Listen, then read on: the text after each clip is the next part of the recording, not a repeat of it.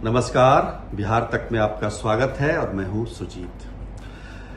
देखिए, ऐसे अवसर तभी मिलते हैं जब प्रदेश में नई सरकार का गठन हो। जब कोई नई सरकार चुन के आती है तो वो अपने हिसाब से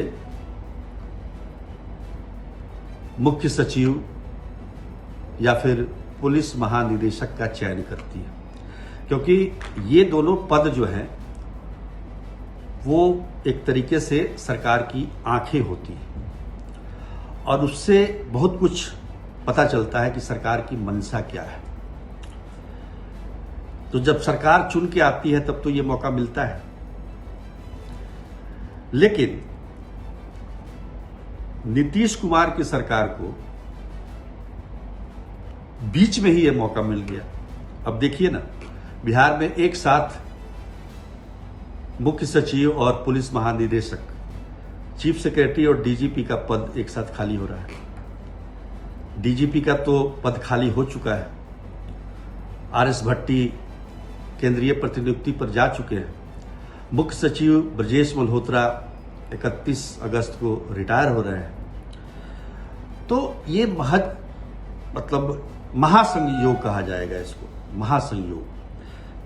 और ये अवसर एक सुनहरा अवसर है सरकार के लिए। सरकार बेहतर अधिकारियों का चयन करके काफी कुछ कर सकती है, अपने इमेज को और बेहतर कर सकती है। देखिए, ये वर्ष कोई साधारण वर्ष नहीं है, ये चुनावी वर्ष है। 2025 विधानसभा का संग्राम सामने है और इस बार लड़ाई में जाने पहचाने दुश्मन नहीं है, और भी नए खिलाड़ी, दुश्मन मैं नहीं कहूंगा, खिलाड़ी, जाने पहचाने खिलाड़ी नहीं है, नए खिलाड़ी भी मैदान में आ गए हैं। और कानून व्यवस्था को लेकर जिस प्रकार से सरकार की आलोचना हो रही है, तो ये एक अवसर है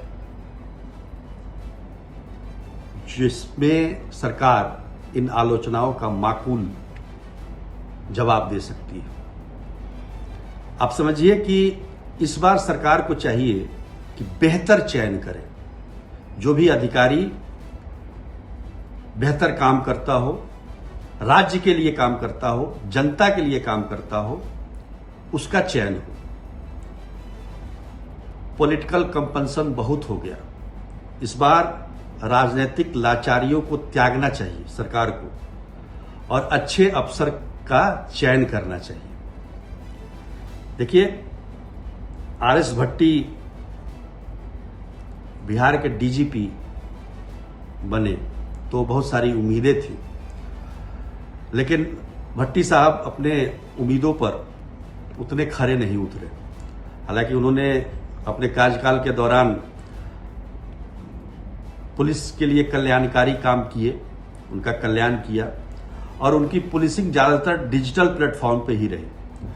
जनता के बीच में वो अपनी उपस्थिति दर्ज नहीं करा पाए, और यही कारण है कि तेजस्वी यादव लगातार सरकार पर कानून व्यवस्था को लेकर सवाल उठाते रहे। अब भट्टी साहब चले गए सीआईएसएफ के डीजी बन के, और ये पहला अवसर है कि कोई राज्य का डीजीपी का पद छोड़ के केंद्रीय प्रतिनियुक्ति में चला जाए, केंद्रीय पुलिस बल में प्रतिनियुक्ति पर।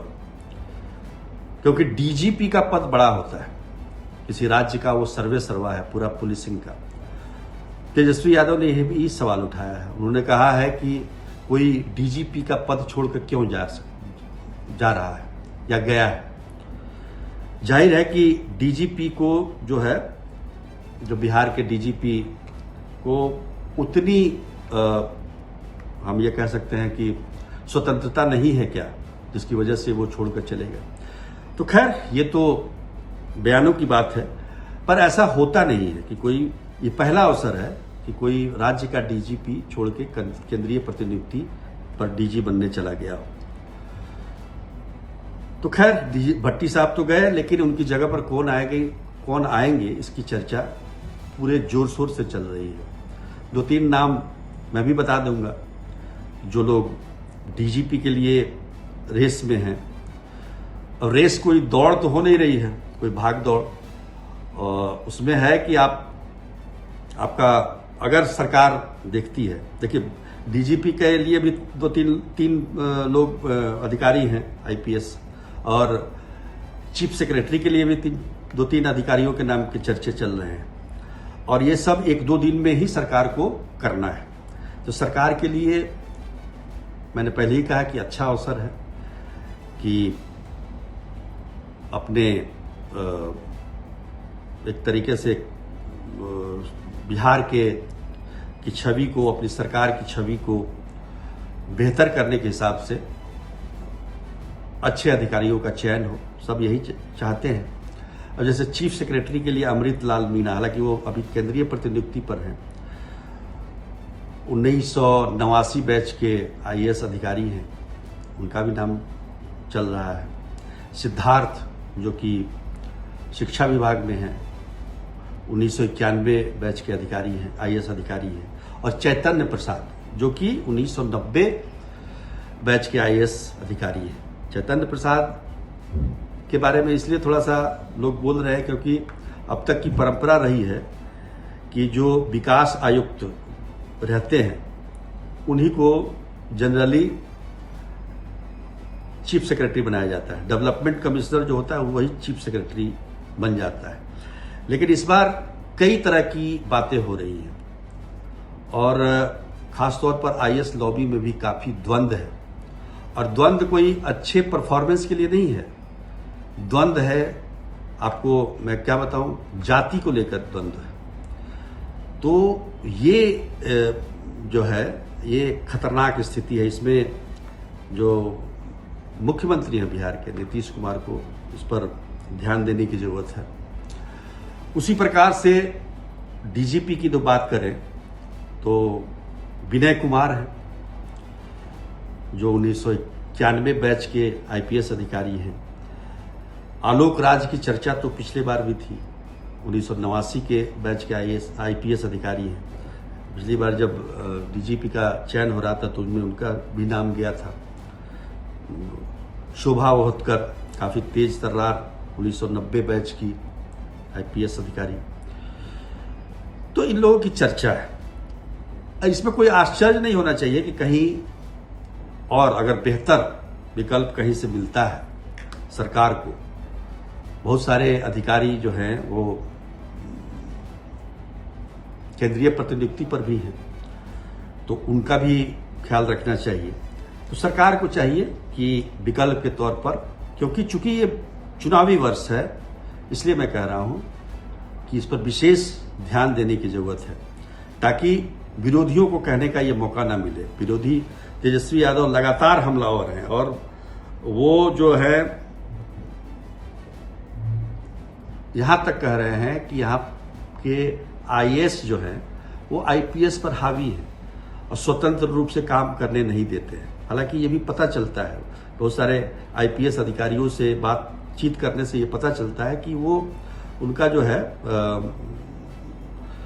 मनोबल बहुत हाई नहीं रहता है, क्योंकि सरकार जो है एक तरफा केवल आईएएस अधिकारियों को ज्यादा तवज्जो देती है। दोनों यूपीएससी से ही पास आउट होते हैं और वहीं से ही अधिकारी, कोई आईएएस अधिकारी बन जाता है, कोई आईपीएस अधिकारी बन जाता है। सरकार को चाहिए कि बराबर वेटेज दे। और ट्रांसफर पोस्टिंग को लेकर जो सवाल उठाए जा रहे हैं तेजस्वी यादव की तरफ से, वो भी काफी गंभीर है, क्योंकि जो सक्षम अधिकारी हैं वो मुख्यालय में बैठते हैं और जो सक्षम नहीं है वो क्षेत्र में है, तो कानून व्यवस्था तो बिगड़ेगी। उनका कहना है कि ट्रांसफर पोस्टिंग की नीलामी होती है, यह सीधा आरोप है तेजस्वी यादव का। तो इन सब चीजों से अगर निजात पाना है, सरकार को अपनी इमेज को बेहतर करना है, तो निश्चित तौर पर उनको बेहतर विकल्प की तलाश करनी चाहिए। 1-2 दिन का समय है, कोई जल्दीबाजी नहीं है और इस बेहतर विकल्प के तलाश से बहुत सारी समस्याओं से निजात पाया जा सकता है। देखिए, एक बहुत बड़ी चीज होती है धमक। कानून धमक से ही चलता है। बल से कम धमक से ज़्यादा। तो अगर अच्छे अफसर आएंगे तो निश्चित तौर पर उसका प्रभाव जाता है उन अपराधियों तक, और वो भी सहमते हैं कि भाई इस बार अफसर आया है, इसको ध्यान रखना है। तो बहुत सारी बातें हैं, आखिरकार करना तो सरकार को ही है। निश्चित तौर पर हम उम्मीद कर सकते हैं कि सरकार का चुनाव बेहतर ही होना चाहिए। आज के लिए इतना ही, तब तक के लिए नमस्कार।